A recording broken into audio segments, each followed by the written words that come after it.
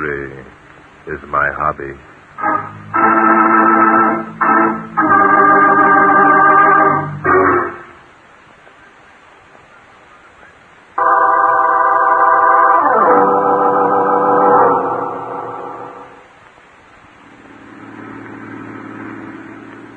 Okay, Bart, go ahead and laugh. So I didn't recognize your voice over the telephone. Ha, ha, ha. Inspector, I'm not laughing. And what's that noise you're making? You gonna lay an egg or something? I'm sorry, Inspector. What burns me up is that this Albert Evans calls you instead of the police when he finds the body of John Crane. Fine thing. Well, let's not be too hard on Evans, Inspector. He has the reputation of his hotel to think about, you know. When a murder's been committed, nobody's got any Murder? right... What makes you think that John Crane was murdered, Inspector? Now, look, Bart, I'll admit that Crane was a crackpot. He had plenty of dough, and he lived like a hermit. But he wouldn't be screwy enough to kill himself by climbing into a trunk and then jiggling the thing into the lake. I must confess, it's rather a unique way of committing suicide. And besides, Crane died of a knife wound. What? How do you know that? Because I called up the doc at Chatsworth and asked him to examine the body. He found that a knife had penetrated the body just above the heart. Inspector, you did that after I took you into my confidence and phoned you. Yeah, you're darned right I did. I'm sick and tired of playing the dumb cop.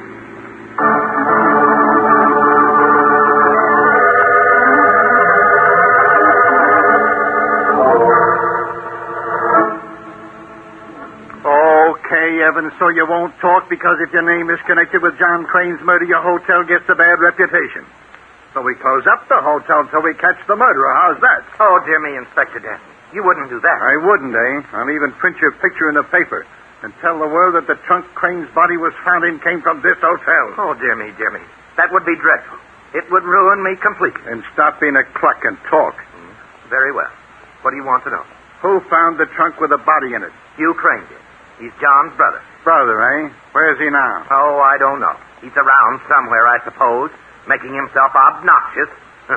What a man. He can't be any worse than some of the other characters I met up here. Okay, so Hugh Cross, John's brother, found the body. Then what? Well, then nothing. What do you mean, then nothing? That's all I know. Hugh Crane told me he'd found the body, and I called Barton Drake. Yeah, Drake. Why didn't you call the police? Because if I did, they'd come up here and start bullying my guests, just the way you've been doing ever since you arrived. Oh, is that so? Yes. Well, you listen to me, you little sawed-off cream puff. Inspector, have you found out anything? Oh, hello, Bart. And who's this gentleman? This, Inspector, is Hugh Crane, brother of the dead man. Well, if it isn't good old Inspector Danton. How are you, Inspector, you old bloodhound? Mister, you hit me on the back like that again, and you'll find out how I am mighty quick. Ho, can't take it, eh, Inspector? Come, old man. Let's not get off on the wrong foot. We've got a lot of work to do together. Yeah, what kind of work? What kind? Listen to him, Drake. What kind of work he wants to know. Why, Inspector, you're a cog. I told you he was an obnoxious person. Now, listen, Shrimp, pipe down or I'll twist your little nose into the shape of a pretzel. Hey, he's a real tough character, isn't he? Where'd you pick him up, Bart? I didn't. He picked me up. Tell the inspector all about yourself, Crane. I'm sure he's in the mood for Glad listening. to, Drake, glad to. Inspector, you doing anything for the next couple of hours? Look, I can see everyone's having a good time at the poor old inspector's expense.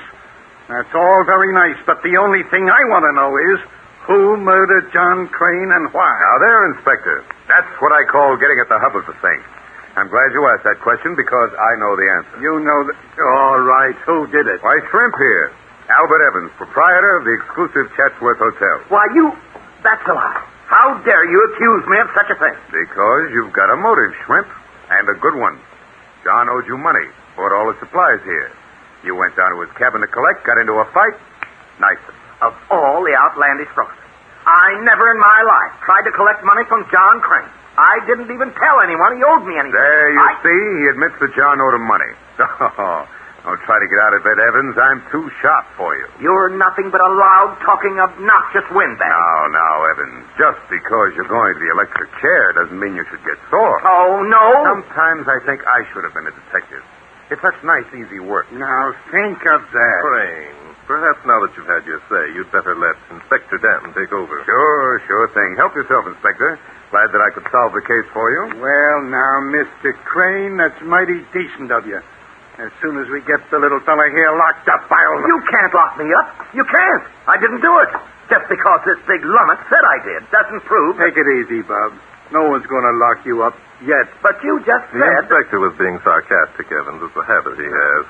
You see, he was a little bit out of sorts because you didn't call him instead of me. You bet your life I am. It's things like that make the cop wonder why he's in the business. Well, that's all right. But if you think that I murdered... The inspector doesn't think that you murdered John Crane, Evans. As a matter of fact, we're both convinced that you couldn't have. Oh, now look here, Drake. I've already explained why I'm sure that Evans killed my brother. Being next of kin, I demand you arrest Evans. And being the cop on this deal, I demand that you stop talking, Crane. Bart, explain to this loudmouth why Evans couldn't have done it. Glad to, Inspector. John Crane weighed a good 200 pounds. The trunk he was found in weighed at least 25. Our friend Evans weighs about 110. It would have been impossible for him to lift your brother's body into the trunk and then carry the trunk down to the lake. You see what I mean, blabbermouth? Bart and I had that one figured out an hour ago, didn't we, Bart? You bet we did, Inspector. Come on, let's take a look at that corpse.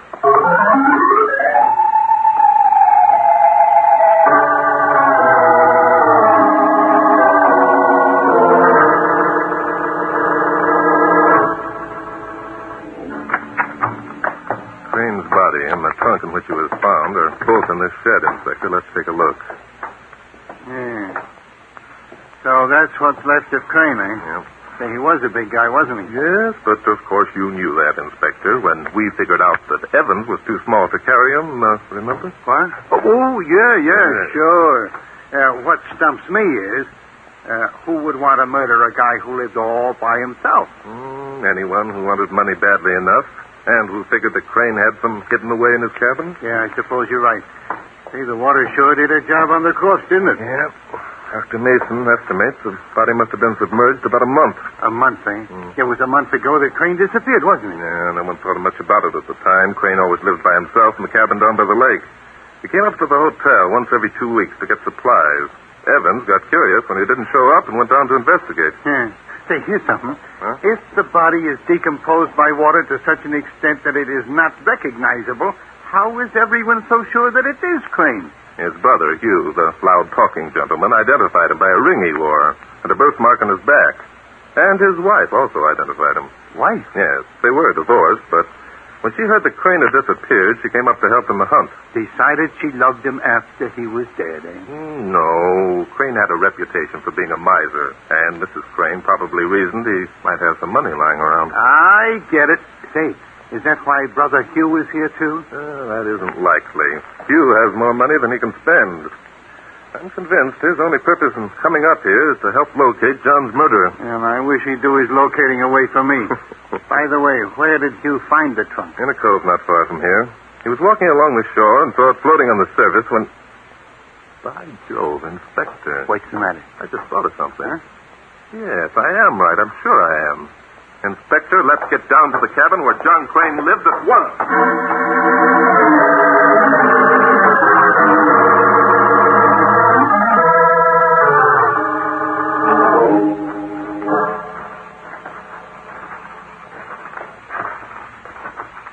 That must be the cabin, Inspector. You just see it there through the trees. Yeah.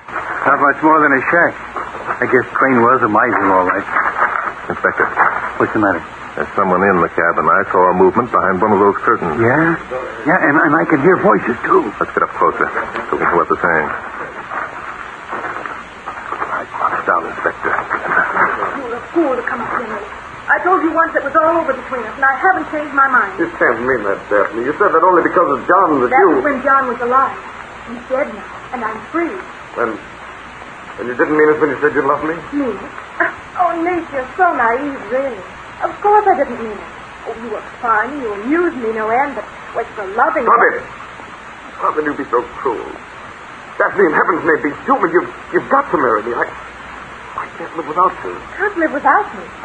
Darling, you're so old-fashioned, really. Stop it, I can't. You might as well know it now, Nate. I'm going to marry you. You're going to marry Hugh? Yes, she asked me this morning, and I accepted it. But you don't love Hugh. Did I say anything about love? You is one of the richest men in the state. You're desperate. You're inhuman. You don't deserve anyone's love, and I'm going to... Stop. Let go of me. I'll show you. No one's going to have you but me. Nate, please. Come on, Inspector. Grab him. Yeah, all right, Baptist. Take it easy. Let your hands off me. Let me alone. Now, it isn't polite to choke ladies. She's no lady. Hey, I quite agree with you there, Bob. Thank heaven someone arrived in time. I presume that you're Mrs. John Crane? Yes, I am. I was looking over some of my dead husband's personal things, and this terrible person came in and attacked me. That's a lie. She asked me to meet her here. Yeah, we know all about that. We were standing outside listening. You were eavesdropping? You heard our conversation? Yeah, every word, lady.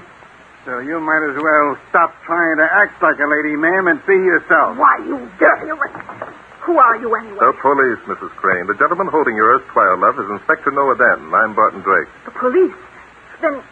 Yeah, then. That's the best answer you can think up, ma'am? Okay, Flatfoot. What do you want of me? Plenty. What's all this business about you and your dear, dead, departed husband? You and he were divorced. Were we?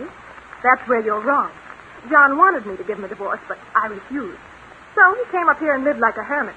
The fool. Well, so now we got all kinds of motives. What do you mean, all kinds of motives? If you think I had Tut.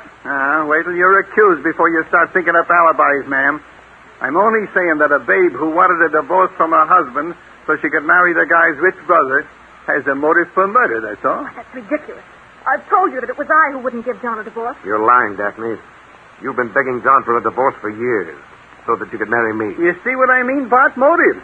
They're flying at us so thick and fast we gotta hire us a shorthand artist to take them down. Yes, I see what you mean, Inspector. You're thinking that perhaps Nate decided there were other means of getting rid of her husband, so Mrs. Crane could marry him. Sure, that's not true. It's not true, I tell you. I hated Crane, but not enough to murder him. Oh, that's it. That's what you meant, Nate Hobart, when you said it wouldn't matter how we got rid of John, so long as he was no longer around. Oh, how foolish I was not to have guessed at the fiendish thoughts in your mind. Daphne, what are you saying? You're making that up. You're trying to pin John's murder onto me because of what I might tell you. What a fool I've been. If I'd only known there was murder in your heart. Out of your mind. No one would believe such an absurd story. There isn't a shred of evidence. Hold it. You two are breaking my heart. Any minute now I'm going to bust out weeping. Hobart, you're under arrest. You can't arrest me. I didn't do it. I won't let you arrest. Stop him. He's getting away. Why didn't you stop him? You deliberately let him escape. Yeah, that's right. We let him escape.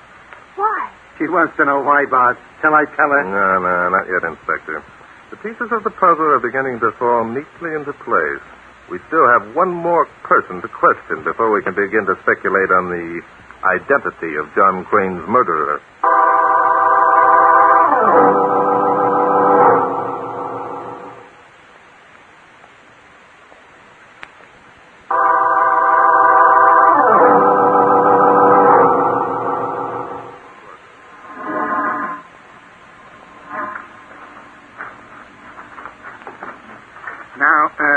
I got your signal back there at the cabin, and I let Nate Hobart escape, but I still don't see the reason for it. Well, Hobart can be more help to us free than if we held him prisoner, Inspector. Why? Because he's still in love with Mrs. John Crane, for one thing. Yeah, how's that going to help us? And for another, he's not the murderer of John Crane. Now, wait a minute.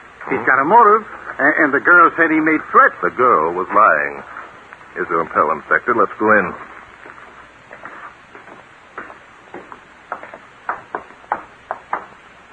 So, what do we do now? We have another talk with Albert Evans, the hotel proprietor. In case I didn't mention it before, Mr. Evans not only knows who murdered John Crane, but he holds the key to the entire mystery. What mystery? All we got to do is catch Crane's murderer. That takes care of all the mystery. Does it? I think we're going to find that apprehending the murderer is only a prelude to the real mystery, Inspector. Well, Evans isn't behind his desk. I wonder where he is. Probably taking his midday nap. I'll ring the bell. No soap. Well, he can't be far away. Listen. No! Keep away from it!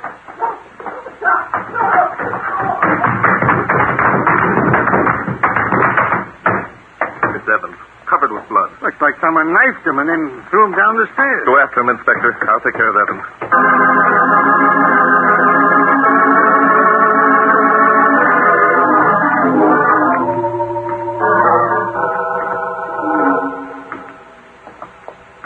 Well, Inspector.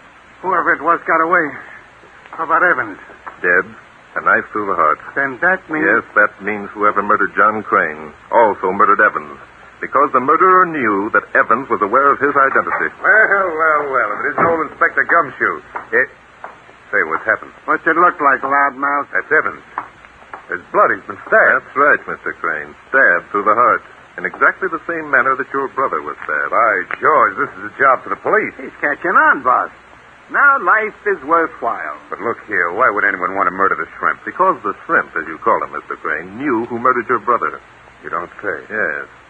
Mr. Crane, I'd like you to join the inspector and me at your brother's cabin in an hour. At the cabin? Yes. Yes, of course. Glad to do anything you ask, but couldn't you make Conduct my investigation here? No, Mr. Crane, I couldn't. The answer to the mystery lies in the cabin. Your sister-in-law will be there, and unless I'm greatly mistaken, your rival, Nate Hobart. I think you'll find a most interesting gathering.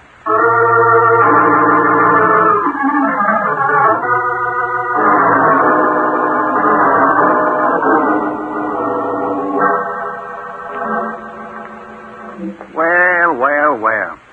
Isn't this the coziest little party? Mountain cabin, excellent company, and, by the way, Hobart, you were smart to give yourself up. I'm not giving myself up. I came back to prove that it wasn't I who murdered John Crane. You fool. Why didn't you stay away while you had the chance? Because then everyone would have thought me guilty. And that's what you wanted, Daphne. Oh, really, Nate? Must you be dramatic? Returning here to the cabin was the smartest thing you've done, Hobart. The kid couldn't be smart if he tried. Oh, is that so, Crane? Ever since you made your pile and retired, Okay. Pipe down, you two. We didn't come here to listen to you birds throwing insults at each other. Well, what are we here for? Do you object to being in this cabin, Mrs. Crane? Oh, of course I do. This is where poor John was murdered. I hate the place. I should think you might. Crane, what are you doing over there at that cupboard? Getting myself a drink. We've got to stay here and play cops and robbers. We might as well enjoy ourselves. Think, darling? No, thanks. You know I don't like scotch. Well, that's all there is. Here's looking at you, Gumshoe. Mr. Crane, at the time your brother was reported missing, did you come up here to Chatsworth immediately? No, I waited a couple of weeks. Wanted to make sure he hadn't just wandered off for a while like he'd done before. Not many people knew it, but John was a little odd. He must have been to marry a babe like you. I think you're positively insulting. Well, I gotta live up to my reputation. Everyone thinks that cops are roughnecks. Another crack like that, Gumshoe, and I'll take a hand. That's what I'm hoping for. All I want is an excuse. Mr. Crane. Huh? Is it true that when your father died, he left you practically his entire fortune and omitted your brother John's name from his will? Where did you get that information? I've done some telephoning within the past hour. Your father objected to John's marrying Daphne because she was a chorus girl. When Daphne learned that her husband was to receive nothing, she left him. And that's why Johnny decided to come up here and become a hermit. Yes. I don't see that's any business of yours. Yes, what's all this about? I'll explain in a minute. Mr. Crane, while you were up here conducting your search for your missing brother, did you live here at this cabin? In this dump? I should say not. I stayed at the hotel. Then this is the first visit to the cabin, inside the cabin, I mean. Yes. Now, what's all this about, Drake? I don't like the tone of your voice. I was just wondering how you knew where your brother John kept his scotch. He walked directly to the proper cabinet and found it. Why, This is silly. I told him where it was. I found it this morning. While you were looking over your dear, dead, departed husband's personal things? And I was wondering, Mr. Crane, how you knew that your brother John owed Albert Evans a sum of money for supplies he'd bought. This morning you gave that as an excuse for Evans murdering John. This is nonsense. Why shouldn't I know? Evans told me. On the contrary, Evans stated definitely that he told no one that John owed him money. Yeah, that's right. He didn't want his guests to know about it. What are you getting at, Drake? Are you accusing me of murdering John Crane? No, Mr. Crane. John Crane isn't even dead. What, not dead? No,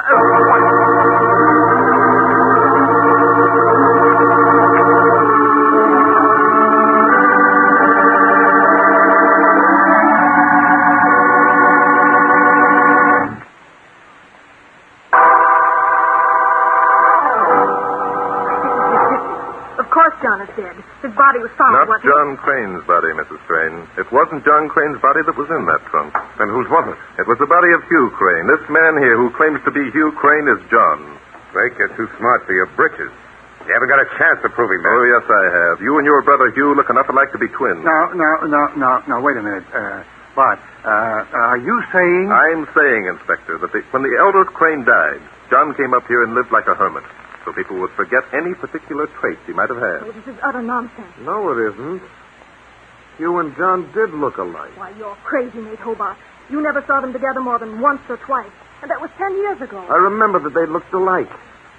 They were the same size, too. Go on, Bart. John spent those 10 years trying to make himself as much like you as possible. He practiced his gestures and his blustering voice and his handwriting.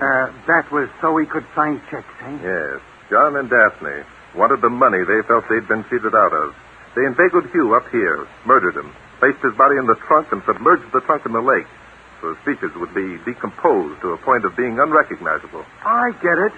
Then John, pretending to be Hugh, meant to go back and pick things up where Hugh left off.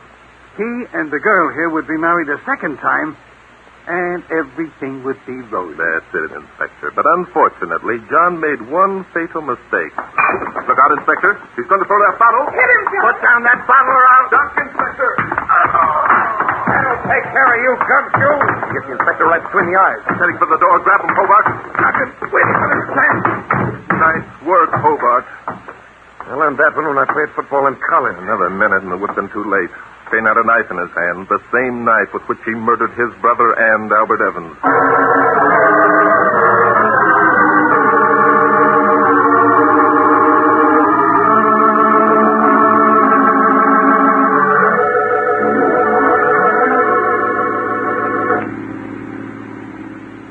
Well, how's the head, Inspector? Okay. That guy was pretty good at throwing bottles. Yes, and knives, too. I imagine that was another thing he practiced while pretending to live as a hermit. Well, it's the first time a bottle of scotch ever went to my head. Say, I still don't see why Crane knocked off Evans. Because Evans was the only man who saw John Crane while he was a hermit. Evans suspected that Hugh was John. Then why didn't he call the cops? But he did. Huh? Oh, I beg your pardon, Inspector. Evans called me. Yeah, I remember. Now, if he... And, of course, when John realized what Evans had done, he murdered him. Okay. Now, what was the one fatal mistake that Crane made? Both John and Daphne wanted to be sure that when the body was finally discovered, it would be decomposed to a point where no one would recognize it. So, John decided to discover the body himself. So he discovered the body himself? Yes. But when he told how it happened, he said the trunk was floating. Something wrong with that? Plenty, Inspector. If enough water had entered that trunk to decompose the body, it couldn't have been floating. It would have sunk. Well, now, think of that. Now, wait. I know how you figured it out. You got a hobby. Yes, Inspector. Mystery is my hobby.